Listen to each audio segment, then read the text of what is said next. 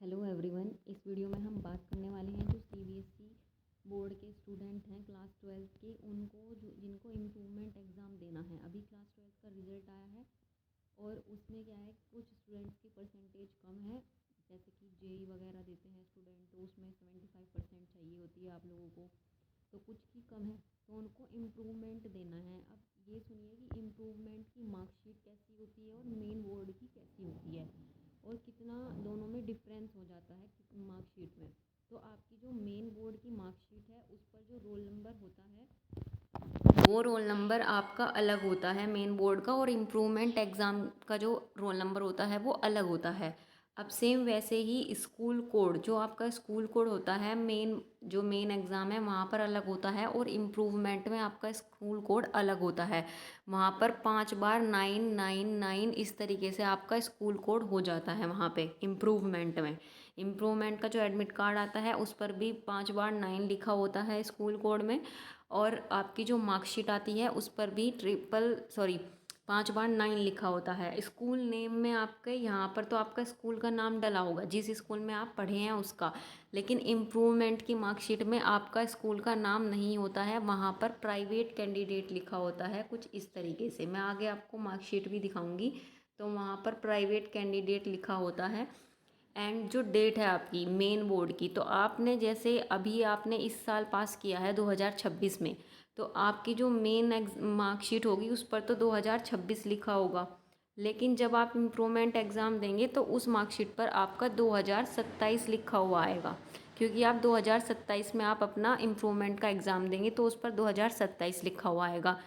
फिर रिज़ल्ट की बात करते हैं, तो रिज़ल्ट में आप लोगों का ऐसा होता है कि जो मेन एग्ज़ाम की मार्कशीट होती है उस पर रिज़ल्ट में पास लिखा होता है, और जो आपकी इम्प्रूवमेंट की मार्कशीट होती है उस पर इस तरीके से 5 बार XXX बना होता है। ठीक है, तो इस तरीके से वहाँ पर आपका रिज़ल्ट में XX बना होता है। और एक और डिफरेंस है आपका यहाँ पर, वो क्या है वो भी सुन लीजिए आप।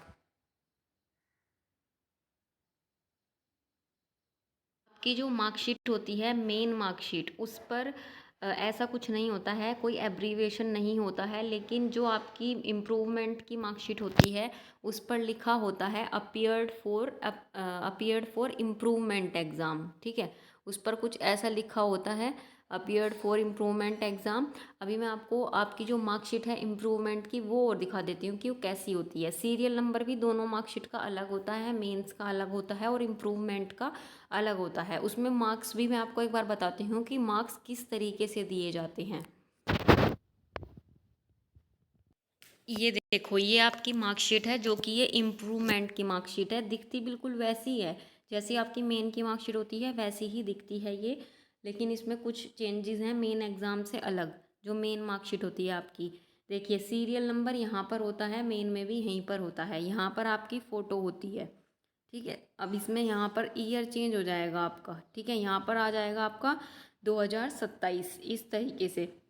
ये आपकी मार्कशीट, यहाँ नेम ऑफ कैंडिडेट, यहाँ पर आपका नाम होता है, यहाँ पर रोल नंबर होता है, फिर नीचे यहाँ पर मदर्स नेम होता है आपका, फिर यहाँ पर father's name, and then school में आप खुद देख लीजिए। स्कूल में देखो मैंने बताया था प्राइवेट कैंडिडेट लिखा होता है, और आपका ये इस तरह का कोड लिखा होता है। यहाँ पर मदर्स नेम होगा, यहाँ पर आपका फादर्स नेम होगा। इसमें आपके स्कूल का कोड नहीं होता, क्योंकि आप as a private candidate appear होते हैं अपने इम्प्रूवमेंट एग्ज़ाम में। अब बात कर लेते हैं मार्क्स की, कि मार्क्स का डिस्ट्रीब्यूशन किस तरीके से होता है।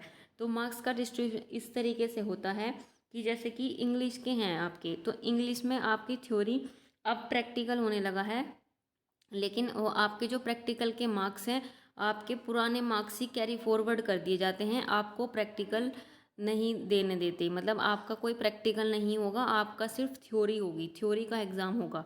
तो इस तरीके से सेम फिजिक्स में भी, और सेम केमिस्ट्री में भी, और सेम मैथ्स में भी इस तरीके से आपके ये मार्क्स दिए जाते हैं। इधर ग्रेड होती है, यहाँ पर वर्ड्स में मार्क्स होते हैं, यहाँ पर ये टोटल होता है, ये आपका प्रैक्टिकल है, और ये आपकी थ्योरी के मार्क्स हैं।